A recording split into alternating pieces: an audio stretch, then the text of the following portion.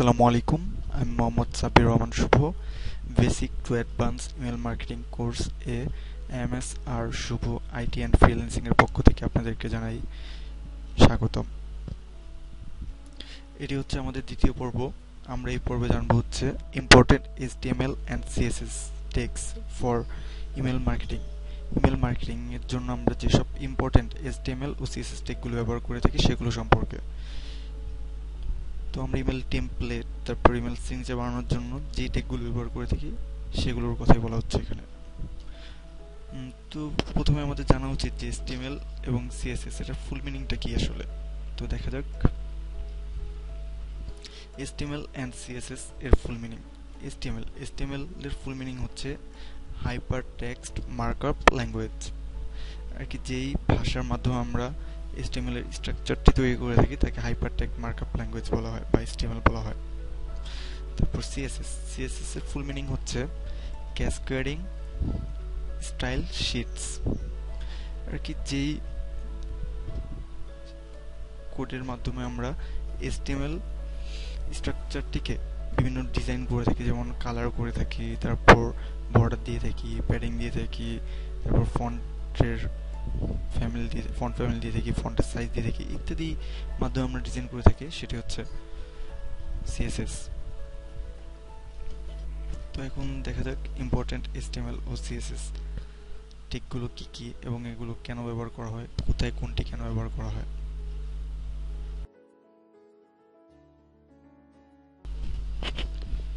তো প্রথমেই দেখা যাক HTML কোডগুলো কি কি। HTML কোডের সর্বপ্রথমে আমরা লিখে থাকি ডক টাইপ HTML। এই ট্যাগটি HTML এর একবারে শুরুতে ব্যবহার করা হয়। এর দ্বারা ফাইলটিকে কমান্ড দেওয়া হয় এটি একটি HTML ফাইল। প্রথমে ব্ল্যাঙ্ক ফাইলটির প্রথমেই লিখে থাকি ডক টাইপ HTML। এর দ্বারা বোঝানো হয় যে এটি একটি HTML ফাইল। ফাইলটিকে আমরা কমান্ড দিলাম যে এটি একটি HTML ফাইল। তারপর ডক টাইপ HTML এর নিচেই লেখা হয় অ্যারো চিহ্ন দিয়ে HTML এবং অ্যারো চিহ্ন দিয়ে বন্ধ করা হয় এবং এটির ক্লোজিং চিহ্নটি নিচে দেওয়া হয় অ্যারো স্ল্যাশ HTML, তারপর আবার অ্যারো দিয়ে আমরা এটি অফ করে থাকি। এই ট্যাগটি আমরা HTML এর শুরুতে ডক টাইপ HTML এর নিচে ব্যবহার করে থাকি এবং বাকি সকল ট্যাগ এটার ভিতরে বলতে HTML এবং ক্লোজিং HTML এর মাঝখানে দুই অ্যারোর মাঝখানে সকল ট্যাগ ব্যবহার করে থাকি আমরা বা লিখে থাকি। তারপর HTML ভিতরে প্রথমেই আসে হচ্ছে হেড বা মাথা, HTML এর স্ট্রাকচারটির হেডের ভিতরে আমরা সাধারণত তিনটি জিনিস দিয়ে থাকি, একটি হচ্ছে মেটা, আরেকটি হচ্ছে টাইটেল, আরেকটি হচ্ছে স্টাইল। মেটাটা কি? মেটা আমরা বিভিন্ন কারণে ব্যবহার করে থাকি, আর যেমন ক্যারেক্টার সেট ব্যবহার করতে, তারপর রেসপন্সিভের ক্ষেত্রে ব্যবহার করে থাকি, ডিভাইস ওয়াইড দিতে, বা আরও অনেক কারণে আমরা ব্যবহার করে থাকি। তবে আমাদের ম্যাটার ভিতরে অবশ্যই ক্যারেক্টার সেট UTF-8 এটা ব্যবহার করতেই হবে, কারণ এটা দ্বারা আমাদের এই HTML স্ট্রাকচারটি কোন ভাষায় লেখা আছে সেটি বোঝায়। যদি আমরা ক্যারেক্টার সেট UTF-8 ব্যবহার না করি তাহলে যখন আমরা এই ফাইলটি অন্য কম্পিউটারে নিয়ে যাব বা অন্য কোথাও ইউজ করব বা আমাদের কম্পিউটার অফ করে অন করে যখন ইউজ করব তখন এটা হয়তো ঘরঘর হয়ে যাবে, নয়তো প্রশ্নবোধক চিহ্ন চলে আসবে, কিন্তু আমরা এত কষ্ট করে যে কোডিংগুলো করলাম সেগুলোর কিছুই থাকবে না। তাই অবশ্যই ম্যাটার ভিতরে ক্যারেক্টার সেট UTF-8 ব্যবহার করতেই হবে।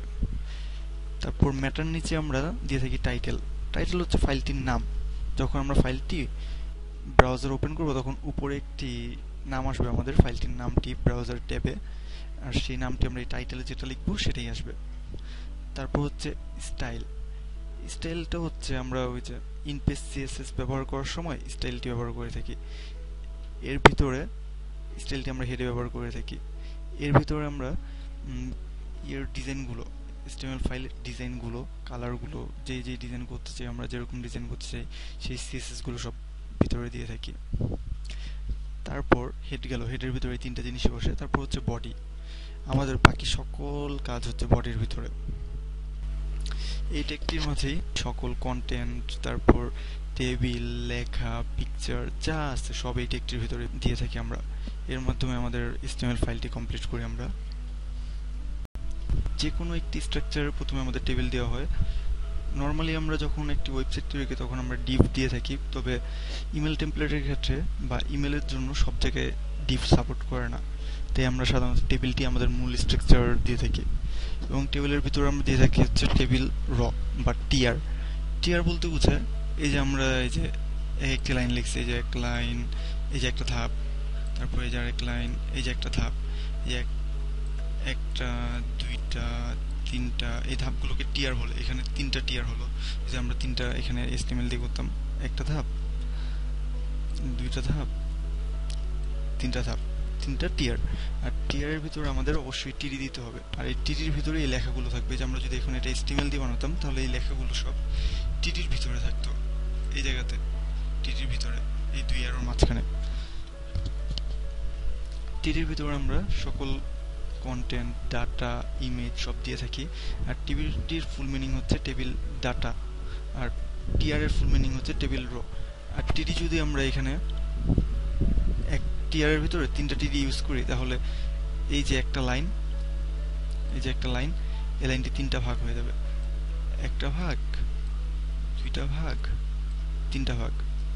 এভাবে আমরা টিডিটি টেবিল ডাটা বা টেবিল কলামের জন্য ইউজ করে থাকি, কলামগুলোর জন্য টিডি ইউজ করে থাকি। আর টিআর ইউজ করি হচ্ছে টেবিল র এর জন্য। র হচ্ছে যে লম্বা লম্বা যেই রগুলো থাকে, একটা, দুইটা, এগুলো হচ্ছে র।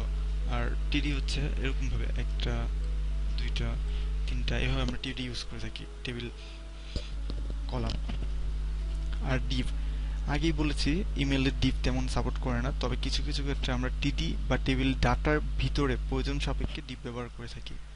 যেমন আমাদের প্রয়োজন আছে যে একটা লেখাকে আমরা একটু বেশি বড় করবো বা একটু এটা মাঝখানে দিয়ে দিব, অন্যগুলোর সাথে মিল রাখবো না বা সেন্টার করে দিব এক টিডির ভিতরে, তখন আমরা এখানে ডিভ ইউজ করতে পারি ওই লেখাটার জন্য। বাট আমরা যদি টেবিল ইউজ না করে ডিরেক্ট ডিভ ইউজ করি তাহলে হয়তো আমাদের বেশিরভাগ ইমেলে এটা সাপোর্ট করবে না।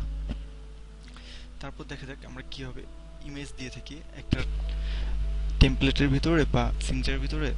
এসটিএমএল স্ট্রাকচারে আমরা যখন ইমেজ দিই তখন আমরা লিখি হচ্ছে অ্যারো চিহ্ন দিয়ে আইএমজি, এটার মিনিং হচ্ছে ইমেজ, তারপর স্পেস, তারপর এসআরসি সোর্স, ইমেজের যে লিঙ্কটা বা ইমেজটা যেখানে আছে সেটা সোর্স দিয়ে সমান দিয়ে দুটো কমা দিই, ওই কমার মাঝখানে বা দুটি বন্ধনী এটির মাঝখানে আমরা লিঙ্কটি বা ইমেজের ঠিকানাটি দিয়ে থাকি, এবং তারপর আবার একটি স্পেস দিয়ে স্ল্যাশ দিয়ে অ্যারো চিহ্ন দিয়ে ক্লোজ করে দিই। এটা একটি দ্বারা আমরা ছবি নেই এবং সোর্সের ভিতর ছবির লিঙ্কটি দিয়ে থাকি। এ অ্যাঙ্কর, এইটা একটি হচ্ছে আমরা ব্যবহার করে থাকি কোন একটি লেখা বা ছবি বা আইকন বিভিন্ন জিনিসে লিংক দেওয়ার জন্য। যখন আমরা ওই লেখা বা ছবি বা আইকনে ক্লিক করব তখন আমরা যে লিঙ্কটি দেবো, মনে করেন আমরা ফেসবুক লিঙ্ক দিয়েছি, ফেসবুক আইকনে ফেসবুক লিঙ্ক দিয়েছি, যখন আমরা ওই আইকনটিতে ক্লিক করব আমাদের ফেসবুক আইডিতে চলে যাবে ওই লিঙ্কের মাধ্যমে। আর এটা আমরা দিয়ে থাকি অ্যারো চিহ্ন দিয়ে, তারপর এ দিই, তারপর স্পেস দিই। এইচআর ইএফ ফুল মিনিং হচ্ছে হাইপার লিঙ্ক রেফারেন্স সমান সমান, তারপর দুইটা কমা দিয়ে মাঝখানে লিঙ্কটি দিই এবং বন্ধ করে দিই। এবং এই যে মাঝখানের যেই জায়গাটুকু আছে আরেকটা ক্লোজিং এর আগে, এই জায়গায় আমরা যে লেখা বা পিকচার সেটি দিয়ে থাকি, তাহলে ওই লেখা বা পিকচারটিতে ক্লিক করলে ওই লিঙ্কে চলে যাবে, যে লিঙ্কটি আমরা এই যে হাইপার লিঙ্ক রেফারেন্সের মাঝখানে দিয়েছি। তারপর হচ্ছে হেড বা H1, H2, H3, H4, H5, H6, এগুলো হচ্ছে হেডিং, কোনো একটি লেখার হেডিং। আমরা যদি H1 দিই এটি একটু বড় লেখা হবে, তারপর H2 দিই হেডিংটা আরো একটু ছোট হবে, H3 দিলে হেডিংটা আরো একটু ছোট হবে, এরকম করে H6 পর্যন্ত সাধারণত ব্যবহার করা হয়ে থাকে হেডিংগুলো। তারপর হচ্ছে পি, পি বলতে বোঝায় প্যারাগ্রাফ। এই যে সবগুলো কোডে আমরা এই যে অ্যারো চিহ্ন দিয়ে অন করতেছি এবং অ্যারো চিহ্ন দিয়ে অফ করতেছি, তারপর ক্লোজিং করতেছি একইভাবে, বাট নামগুলো শুধু বলতেছি এখন। পি, পি দিয়ে হচ্ছে প্যারাগ্রাফ। মনে করেন আমরা উপরে স্টার্ট করলাম পি দিয়ে এবং নিচে ক্লোজ করলাম, মাঝখানে আমরা যেই লেখাগুলো দিব বা ছবিগুলো দিব সেগুলো একটা প্যারাগ্রাফে চলে যাবে। যেমন এই যে এক্সাম্পল, এই যে এই জিনিসটা একটা প্যারাগ্রাফে আছে, তারপর এখানে অটোমেটিকলি এখানে এক্সট্রা কিছু ফাঁকা নিয়ে তারপর আরেকটা প্যারাগ্রাফ তৈরি হয়েছে, এগুলো হচ্ছে প্যারাগ্রাফ।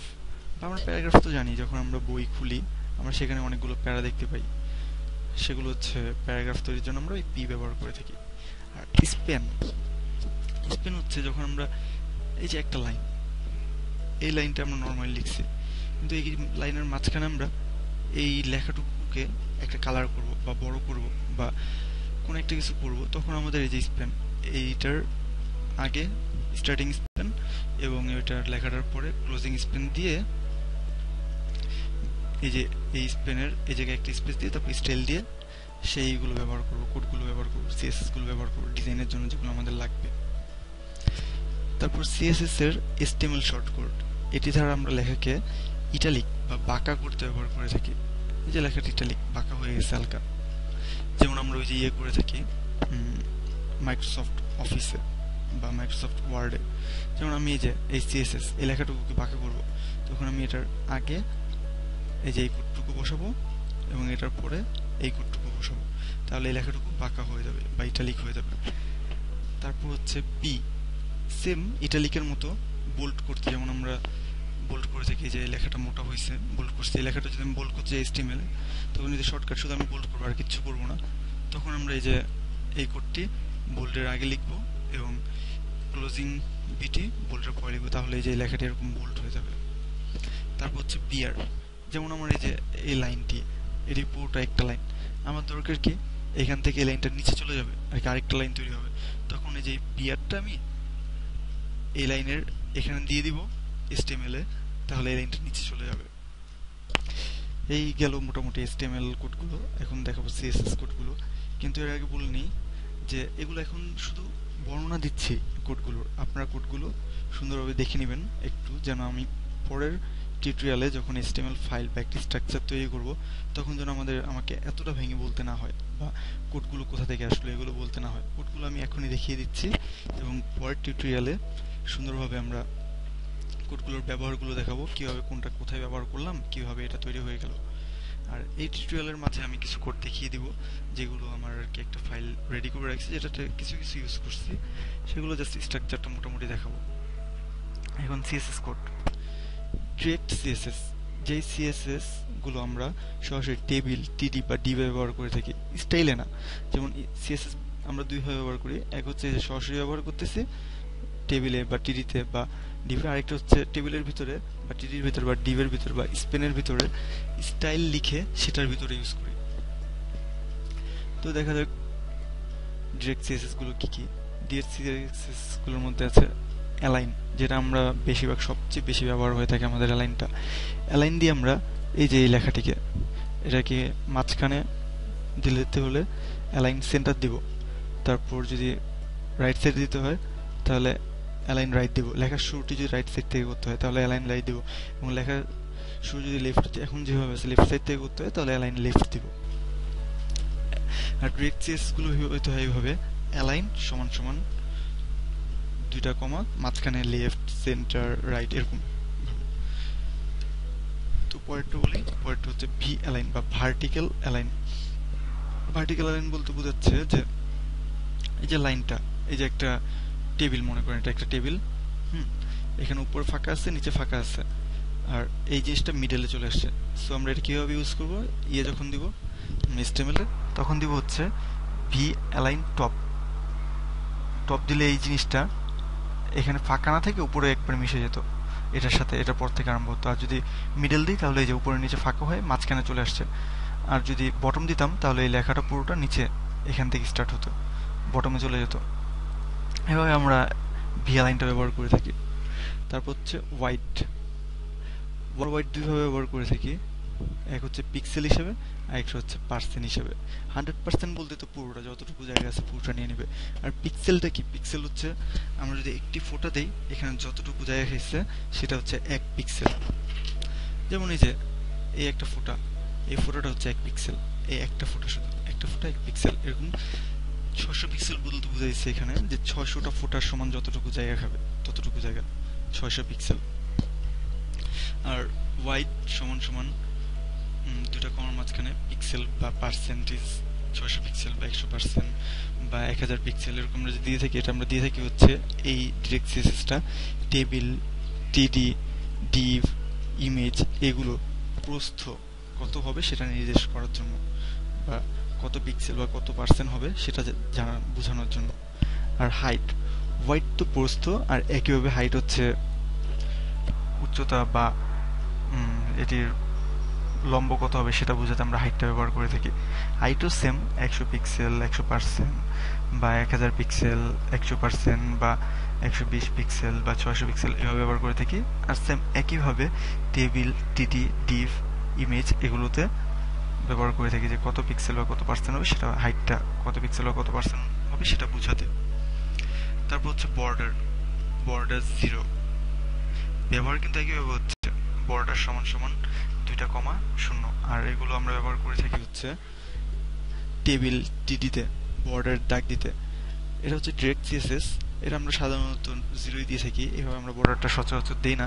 তাও প্রয়োজন পড়লে 1 দিলে এখানে চারদিকে 1 পিক্সেলের একটা বর্ডার হয়ে যাবে। এই যে এরকম বর্ডার 1 পিক্সেল দিলে যে চিকুন বর্ডারটা দেখা যাচ্ছে এখানে, এই চিকুন বর্ডারের মতো হয়ে যাবে। তবে আমরা সাধারণত বর্ডার এভাবে ইউজ করি না, এটা সবসময় আমরা এভাবে ইউজ করে 0 দিয়ে দিই। তারপর সেল প্যাডিং, 2টা কলাম বা 2টা রো বা যতগুলো রো আছে এর মাঝে কতটুকু, এর ভিতরে কতটুকু ফাঁকা হবে, ভিতরের জন্য সেল প্যাডিং, ভিতরে কতটুকু ফাঁকা হবে সেটা নির্দেশ করতে সেল প্যাডিং দিয়ে থাকি। তো আমরা সাধারণত সেল প্যাডিং 0 দিয়ে থাকি ডিরেক্ট সিএসএস, কারণ আমাদের প্যাডিং প্রয়োজন পড়লে সেটা আমরা যে স্টাইলের ভিতরে সিএসএস দিয়ে করে থাকি। তবে আমরা এখানে দিলেও হয়, বাট এখানে মাঝে মাঝে একটু প্রবলেম হয়, তাই আমরা এখানে দেই না সচরাচর, তাই আমরা সেল প্যাডিংটা 0 রাখি। তারপর হচ্ছে সেল স্পেসিং, এটা হচ্ছে 2টা সেলের মাঝে বা 2টা র বা 2টা কলামের মাঝে কতটুকু ফাঁকা হবে সেটা দেওয়ার জন্য আমরা সেল স্পেসিং ব্যবহার করে থাকি। সেল স্পেসিংও আমরা ওই সেল প্যাডিং এর মতো 0 দেই, মাঝে মাঝে ইউজ করি 1 বা 2 বা যতটুকু লাগে, বাট নর্মালি আমরা 0 দিয়ে দিই। আর প্রয়োজন পড়লে স্টাইলের ভিতরে ব্যবহার করে থাকি। তারপর হচ্ছে কল স্প্যান, এটা একটি খুব ইম্পর্টেন্ট জিনিস, এটা একটু খেয়াল করে শুনবেন।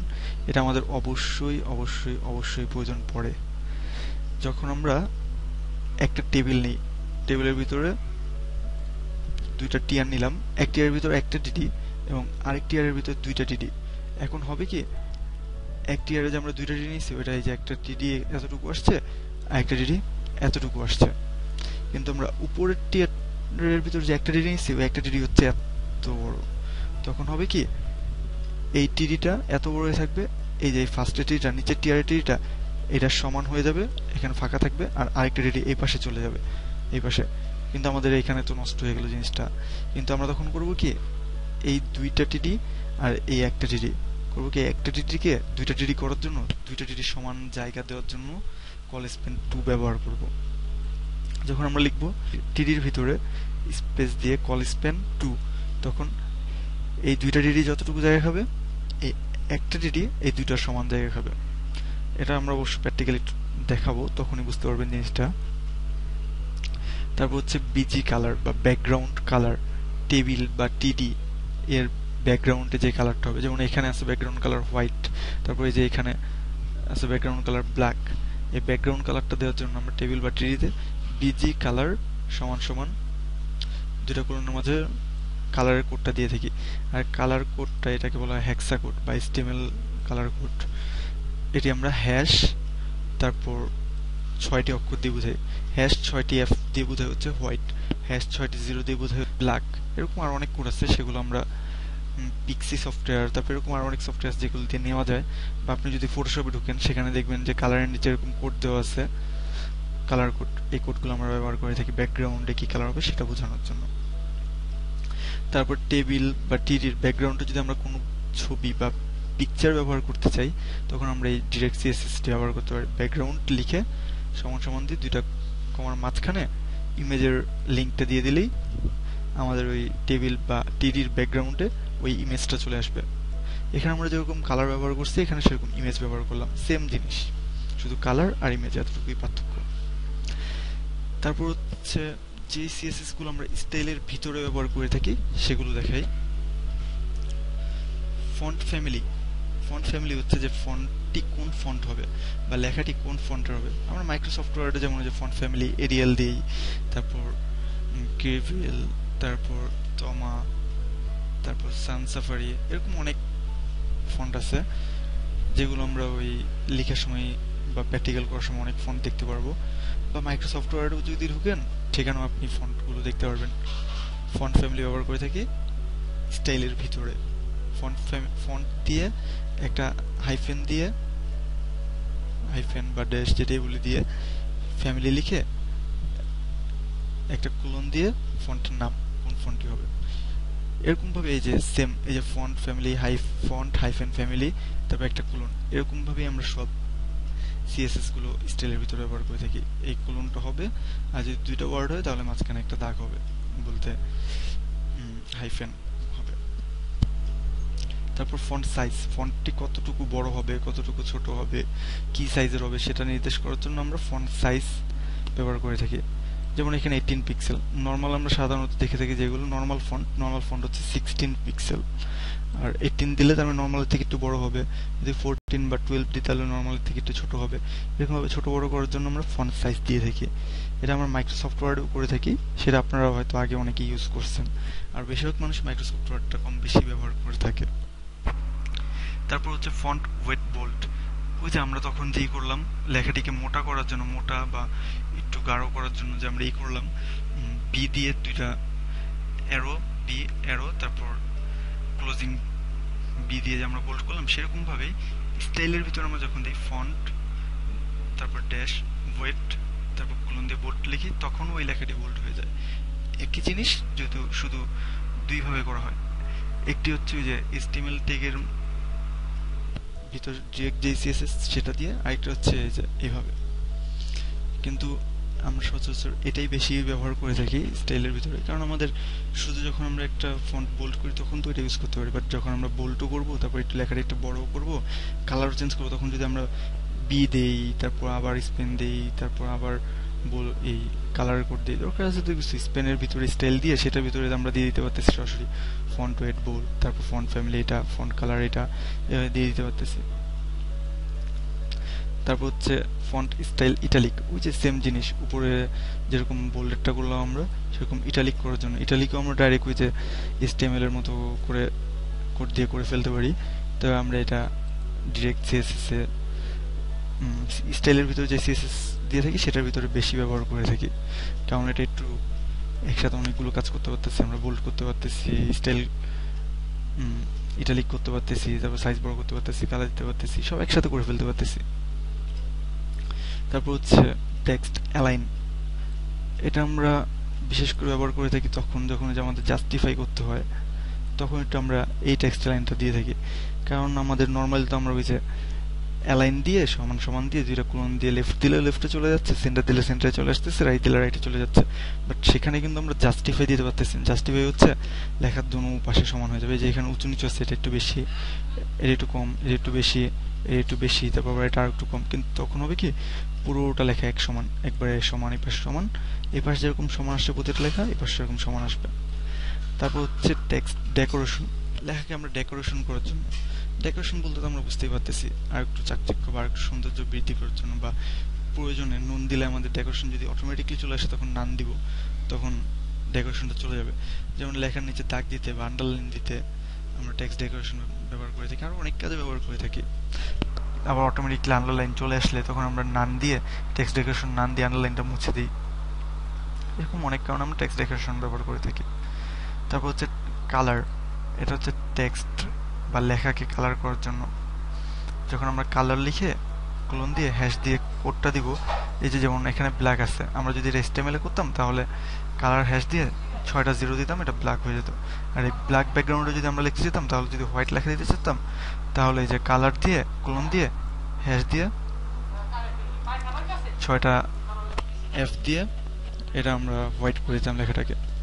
তো প্যাডিং, টেবিল, টিডি, ডিভ লেখা বা যে কোনো কিছু টেবিল বা টিডি বা ডিভ এর ভিতরে ফাঁকা স্থান রাখতে, এই যেমন এই যে মনে করেন এটা একটা টেবিল, যে বর্ডারটা দিয়ে বোঝাচ্ছি এটা একটা টেবিল, এই যে ভিতরে যে ফাঁকাটুকু রাখছি আমরা, এই যে ভিতরের ফাঁকাটুকু, এই যে ভিতরের ফাঁকাটুকু, এই যে ভিতরের ফাঁকাটুকু, এই ফাঁকাটুকু রাখতে আমরা প্যাডিং ইউজ করি। প্যাডিং 2 পিক্সেল দিয়ে অল্প একটু ফাঁকা হবে, প্যাডিং 10 পিক্সেল দিয়ে আরো বেশি ফাঁকা হবে ভিতরে, এরকম ভাবে প্যাডিং দিয়ে থাকি। আর যদি প্যাডিং লেফট দিই আমরা তাহলে শুধু লেফটে ফাঁকা হবে, বাকি সব পাশে যেরকম থাকে সেরকম নর্মাল থাকবে, মিশে যাবে। প্যাডিং টপ দিলে, প্যাডিং টপ লিখে কি হবে, প্যাডিং লিখে এই যে হাইফেন দিয়ে এখানে টপ দিলে প্যাডিং টপ হয়ে যাবে। এরকম ভাবে আমরা padding top, padding left, padding bottom এভাবে ইউজ করে থাকি। তারপর আবার বিভিন্নভাবে আমরা প্যাডিং ইউজ করে থাকি, ধীরে ধীরে দেখাবো, সমস্যা নেই। তারপর মার্জিন। মার্জিন হচ্ছে যে প্যাডিং যেরকম আমরা ভিতরে ফাঁকা রাখার জন্য টেবিলের প্যাডিং দিলাম, আর মার্জিন হচ্ছে সেম এই টেবিলের বাহিরে যে ফাঁকা রাখছি সেটার জন্য, বাইরে ফাঁকা রাখার জন্য মার্জিন ব্যবহার করে থাকি। ওই প্যাডিং যেভাবে বাকি সব ব্যবহার করি, মার্জিনও সেভাবে ব্যবহার করি, শুধু এটা ভিতরে ফাঁকা রাখার জন্য, আর মার্জিনটা হচ্ছে বাইরে ফাঁকা রাখার জন্য। বর্ডার। বর্ডার এই যে যেমন আমরা বর্ডার, এই যে আমরা একটা বর্ডার দিচ্ছি না, চারোদিকে বর্ডার আসছে, এই যে বর্ডার।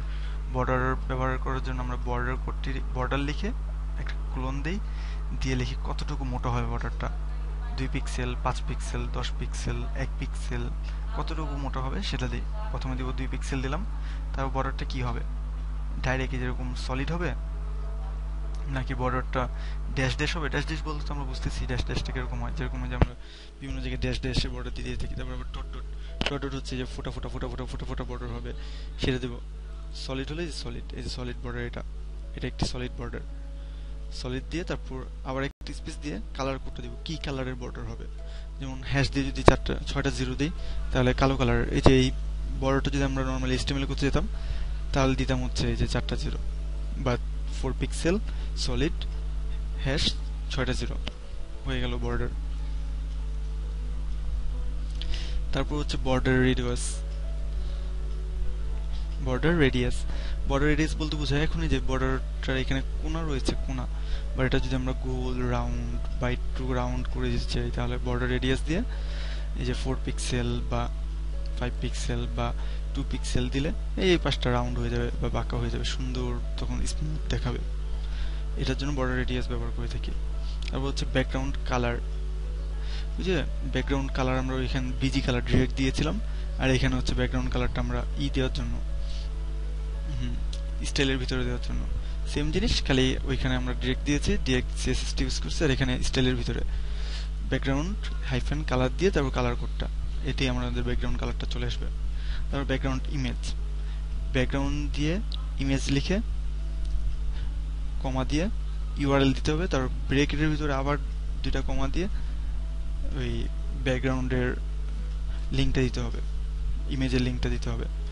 এটা একটু ভেজাল মনে হয়, এর থেকে ইজি হচ্ছে আপনাদের ওই যে ডিরেক্ট CSS দিয়ে যদি আমরা টেবিলের বা টিডির ভিতরে দিয়ে দিচ্ছি তাহলে আমাদের ব্যাকগ্রাউন্ড লিখে সমান সমান দিয়ে 2টা কমা দিয়ে মাঝখানে লিঙ্ক দিয়ে দিলেই হয়ে যাচ্ছে। বাট আমাদের জানা প্রয়োজন, তাই আমরা এইভাবেও দেখলাম ওইভাবেও দেখলাম, দুটোভাবে আমরা দেখে রাখলাম।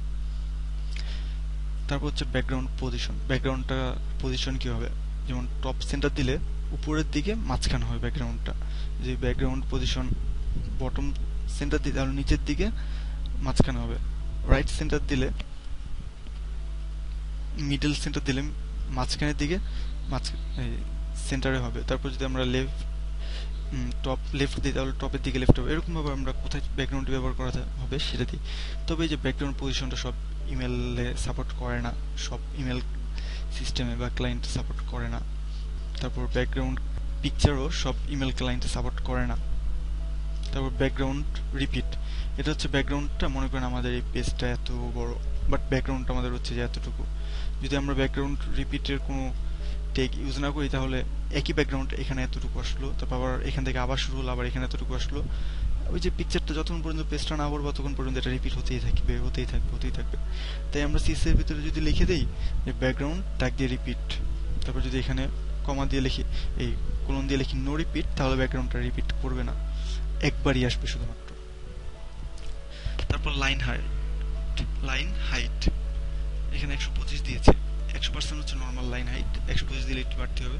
লাইন হাইট জিনিসটা কি, লাইন হাইট হচ্ছে এই যে একটি লেখা, এই যে একটি লেখা, এই দুইটা লেখার মাঝখানে যে যে ফাঁকাটুকু রয়েছে এটাকে বোঝায় লাইন হাইট। এই যে মাঝখানে যে ফাঁকাটুকু, এটা যদি আমরা এখানে 125 দিই তাহলে নর্মাল থেকে একটু বেড়ে যাবে, যদি 150 দিই নর্মাল থেকে বেড়ে যাবে, তারপর যদি শুধু 90 দিই নর্মাল থেকে কমে যাবে। এটা হচ্ছে লাইন হাইট। এগুলো হচ্ছে আপাতত আমাদের HTML ও CSS কোডগুলো। আমরা সাধারণত এই কোডগুলোই ইমেল টেমপ্লেট, ইমেল সিগনেচারের ক্ষেত্রে ব্যবহার করে থাকি। এছাড়াও অনেক কোড আছে, বাট আমরা বেশিরভাগ এগুলোই ব্যবহার করে থাকি।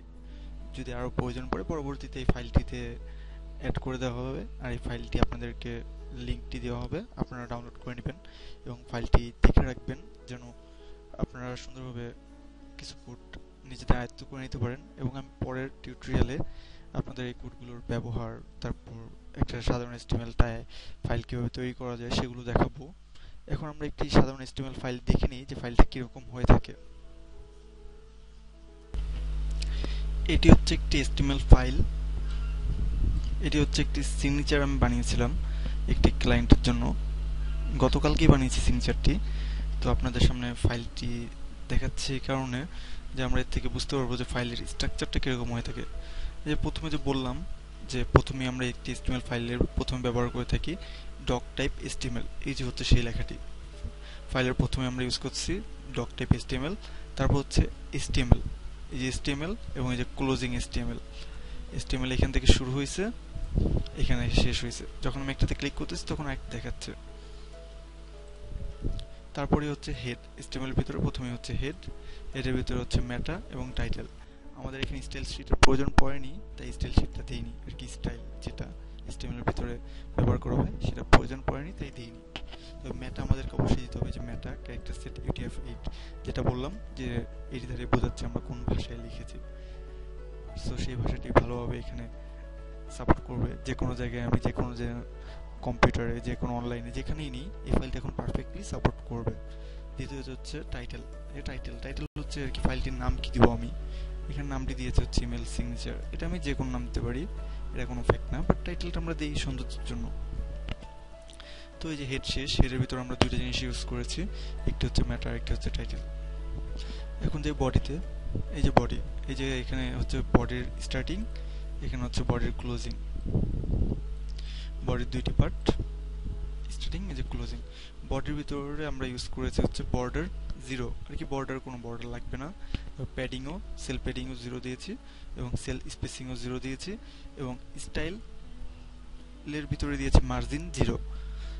এটা হচ্ছে ইনলাইন CSS, যেটা আমরা স্টাইল লিখে তারপরে যেভাবে দিয়ে থাকি।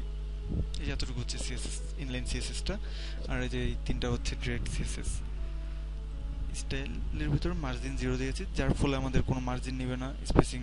সেল স্পেসিং 0 দেওয়াতে কোনো সেল স্পেস নেবে না। সেল প্যাডিং 0 দেওয়াতে এক্সট্রা কোনো সেল প্যাডিং নেবে না। এবং বর্ডার 0 দেওয়াতে অটো বর্ডার নেবে না। তারপর বডির ভিতরে আমরা সর্বপ্রথম ইউজ করেছি টেবিল। এই টেবিল, আমাদের টেবিলটা এখানে স্টার্ট হয়েছে, এখানে ক্লোজ হয়েছে। টেবিলের ভিতরে আমরা ফার্স্টেই দিয়েছি ইনলাইন CSS আর কি, ডিরেক্ট CSS গুলো ইউজ করেছি। সেটা ফার্স্টে দিয়েছি হচ্ছে আমরা হোয়াইটটা দিয়েছি 570 পিক্সেল। আমরা ইমেল সিগনেচারের জন্য সাধারণত 570 বা 580 নিয়ে থাকি, 600 সর্বোচ্চ নেই। এছাড়া ক্লায়েন্ট যদি না বলে তাহলে আমরা সচরাচর 600-র বেশি কখনো নেই না।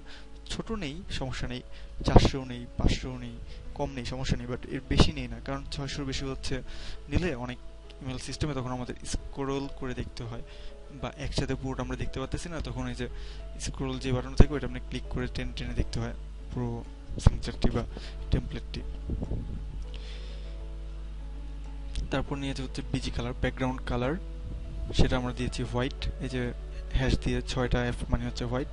তারপর বর্ডার দিয়েছি 0, তারপর অ্যালাইন দিয়েছি সেন্টার আর কি, টেবিলটা মাঝখানে হবে। তারপর দিয়েছি সেল প্যাডিং 0, সেল স্পেসিং 0। তারপর স্টাইল ইউজ করেছি, স্টাইলের ভিতরে দিয়েছি হচ্ছে ফন্ট ফ্যামিলি ক্যালভেরি।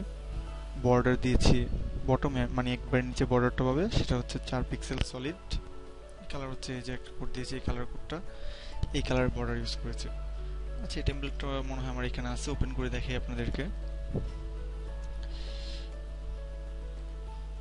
এই যে ফার্স্টে সেল প্যাডিং দিয়ে এই যে বর্ডার, এই যে নিচে বর্ডারটা দিয়েছি সেখানে। তারপর ফার্স্টে একটা টিয়ার নিয়েছি এবং ওটার ভিতরে টিটি নিয়েছি। টিটির ভিতরে আমরা ব্যাকগ্রাউন্ড কালার দিয়েছি হোয়াইট, অ্যালাইন দিয়েছি সেন্টার, বর্ডার দিয়েছি বটমে 4 পিক্সেল সলিড। কালার হচ্ছে এটা। দেখি এই যে টিয়ারের ভিতরে এই টিটা নিয়েছি আমরা ফার্স্টে, টিটির ভিতরে বর্ডার দিয়েছি 4 পিক্সেল। কালার হচ্ছে এটা, যে বর্ডারটা, বর্ডার বটম, এই যেখানে লেখা আছে বর্ডার বটম সলিড আর কি। এই টিটির বটমে বর্ডারটা নিয়েছি। তারপর হচ্ছে আমরা টিটির ভিতরে নিয়েছি হচ্ছে একটি ইমেজ নিয়েছি এবং ডিসপ্লে ব্লক দিয়েছি। ইমেজ, কোন ইমেজটি? এটি হচ্ছে যে ইমেজটি, যেটি হচ্ছে যে কোম্পানির লোগো, এই ইমেজটি আমরা এখানে দিয়েছি। এবং সেন্টার দেওয়া ইমেজটা মাঝখানে গিয়েছে, ইমেজটা মাঝখানে আসছে পুরো টিডির মাঝখানে, এই যে এই সেন্টারটার কারণে। আর ইমেজের সাথে আমরা একটা লিঙ্ক দিয়েছি, এই যে অ্যাঙ্কর দিয়ে হাইপার লিঙ্ক রেফারেন্স দিয়ে ইমেজটা যে কোম্পানি সেই কোম্পানির লিঙ্কটা দিয়েছি। লিঙ্কটা কোথায়? এই যে লিঙ্কটা এখানে পেয়েছি। আমরা যদি এখানে ক্লিক করি তাহলে এই যে কোম্পানিটা ওপেন হয়ে যাচ্ছে, ওয়েবসাইটটা। এই লিঙ্কটা আমরা এখানে দিয়েছি। তো গেল এই যে ফার্স্ট টিয়ার টিডি। তারপর হচ্ছে আমাদের দরকার হচ্ছে আরেকটা র, এই যে আরেকটা র, এবং এই র এর ভিতরে দুইটা টিডি, এই যে একটা টিডি, এই যে একটা টিডি। এক টিডির ভিতরে আমরা পিকচার নিয়েছি, আর আরেক টিডিতে আমরা লেখাগুলো নিয়েছি, তার কোম্পানির ইনফরমেশনগুলো। এই যে টিডি ফার্স্ট, এই যে টিয়ার নিলাম, একটা টিডিটা নিয়েছি 300 পিক্সেলের, এবং এটার ভিতরে একটা পিকচার দিয়েছি 300 পিক্সেলের, এবং উল্লেখ করে দিয়েছি পিকচারটির সাইজ হচ্ছে 313 পিক্সেল। এই যে সেই আমাদের পিকচারটি এই টিডিতে নিয়েছি। এবং পরের টিডিতে নিয়েছি হচ্ছে আমাদের লেখাগুলো, সেখানে প্যাডিং দিয়েছি ভিতরে ফাঁকা নেওয়ার জন্য। আর এই যে এইভাবে প্যাডিং দেওয়ার মানে হচ্ছে প্রথম প্যাডিংটা হচ্ছে টপে আর বটমে পাবে, দ্বিতীয় প্যাডিংটা হচ্ছে রাইটে আর লেফটে পাবে। এই যে এখানে টপে আর বটমে প্যাডিং, তারপরে যে রাইট লেফটে আর রাইটে প্যাডিং, এই দুটো প্যাডিং দিয়েছি। তারপর এই লেখাগুলো দিয়েছি আমরা। আর এখানে দুটো ডিডি, এখানে একটা ডিডি। এখানে আমরা কলেজ পেন 2 দিয়ে ওটাকে দুইটা জায়গায় দিয়েছি। যদি আমরা কলেজ পেন 2 না দিতাম তাহলে কি হয় দেখি। কলেজ পেন 2টা কেটে দিলাম। এখন ওপেন করে জিনিসটা পুরোই নষ্ট হয়ে গেছে, কিরকম হয়ে গেছে। এটাই পাশে চলে আসছে, এটা অর্ধেক কাটা হয়ে গেছে, এটা এরকম হয়ে গেছে। মানে এই যে একটা টিডি এইখানে আসছে, আরেকটা টিডির জায়গা খায়নিও, আরেকটা টিডির জায়গা ফাঁকা রাখছে, কারণ ও মনে করতেছে যে আমরা এখানে আরেকটা টিডি নিতে পারি, কিন্তু আমরা তো আরেকটা টিডি নিব না। সো আমাদের দরকার কি এখানে আরেকটা টিডির জায়গা দেওয়া। ওকে 2 দিয়ে দিলে, কলেজ পেন 2 দিয়ে দিলে ও দুইটা টিডির জায়গা হবে। এখন যদি আমি জিনিসটা ওপেন করি, দেখেন ও দুইটা টিডির জায়গা খেয়ে ফেলছে, আর এখানে দুইটা টিডি আছে। একই টেবিলের ভিতরে যদি দুইটা টিয়ার হয় বা যতগুলো টিয়ার হয়, সবগুলো টিয়ারের সমান সংখ্যক টিডি হতে হবে। এক টেবিলে যতগুলো টিয়ার হবে প্রতিগুলো টিয়ারের ভিতরে সমান সংখ্যক টিডি নিতে হবে। এটার ভিতরে যদি একটা নেই, এটার ভিতরে একটা নিতে হবে। আর যদি এটার ভিতরে দুইটা নেই, তাহলে একটাকে দুইটা সমান করতে হবে, তাহলে সমানই হলো। এখানেও দুইটা হলো, এখানেও দুইটা হলো। আমি অবশ্যই সিগনেচারটি আপনাদেরকে পুরোপুরি করে দেখাবো, এরকম দু একটি সিগনেচার ওই যে পরের টিউটোরিয়ালগুলোতে, বাট এটা আমাদের এখন বোঝানোর জন্য আমি এই সিগনেচার স্ট্রাকচারটি দেখাচ্ছি জাস্ট। এই যে স্পেনের ভিতরে এটা নিয়ে যখন স্টাইল দিয়ে যে আমরা বোল্ড দিয়েছি, সাইজ বাড়িয়ে দিয়েছি 22 পিক্সেল, নর্মাল সাইজ হচ্ছে 16 পিক্সেল, তারপর কালার চেঞ্জ করে দিয়েছি। এগুলোর ফলে হয়েছে কি আমাদের যে এই ফার্স্টের লেখাটা কালার চেঞ্জ হয়ে গেছে, কালারে যে এই কালারটা দিয়েছি আমরা, আর একটু বড় করে দিয়েছি, যে নর্মাল লেখা হচ্ছে এগুলো নর্মাল লেখা থেকে বড় করে দিয়েছি। পরে যে এখানে একটা বিয়ার দেওয়া, তো এটা নিচে নেমে চলে গেছে, এই যে বিয়ার দিয়েছি আমরা। এরকম ভাবে এই সিগনেচারটা করা হয়েছে। তবে আমরা পরবর্তীতে আরো বিস্তারিত দেখাবো, বাট এটা হচ্ছে আমরা যেহেতু একটি HTML ফাইলে কি কি ট্যাগ ব্যবহার করা হয় সেগুলো দেখালাম। সো আমরা এখানে দু একটা ট্যাগও দেখিয়ে দিলাম যে কিভাবে ব্যবহারটা হয়েছে, এবং পরবর্তী টিউটোরিয়ালে আমরা পুরোপুরি ট্যাগগুলোর কাজগুলো দেখাবো, ট্যাগগুলো কিভাবে কাজ করতেছে।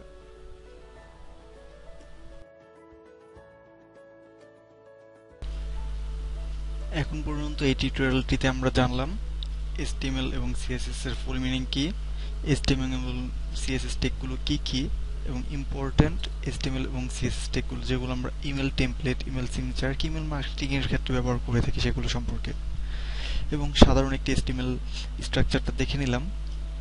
এখন পরবর্তী টিউটোরিয়ালে আমরা একটা HTML ফাইল কিভাবে তৈরি করব সেটার বেসিক টিউটোরিয়ালটা দেখব, যে একটা HTML স্ট্রাকচারটা কিভাবে তৈরি করা হয় এবং কিভাবে কোডগুলো বসানো হয়, কিভাবে কোডগুলো কাজ করে, সেগুলো আমরা মোটামুটি ভালোভাবে দেখে নিব পরবর্তী টিউটোরিয়ালে। আর এই টিউটোরিয়ালের সাথে আমি আপনাদেরকে যে ফাইলটি important HTML and CSS tag ফাইলটির লিংক আমি এই টিউটোরিয়ালে আপনাদেরকে দিয়ে দিচ্ছি। আপনারা এই ট্যাগগুলো একটু ভালো করে দেখবেন। অবশ্যই পরবর্তী টিউটোরিয়ালটি দেখার জন্য আমাদের গ্রুপে অ্যাড হবেন, পেজে লাইক দিবেন এবং চ্যানেলটি সাবস্ক্রাইব করে রাখবেন যেন পরবর্তী টিউটোরিয়ালটি বেরোনোর সাথে সাথে আপনারা পেয়ে যান। Thank you for watching the video. আমি Mohammad Sabbir Rahman Shuvo, MSR Shuvo IT and freelancing এর পক্ষ থেকে। ধন্যবাদ সবাইকে।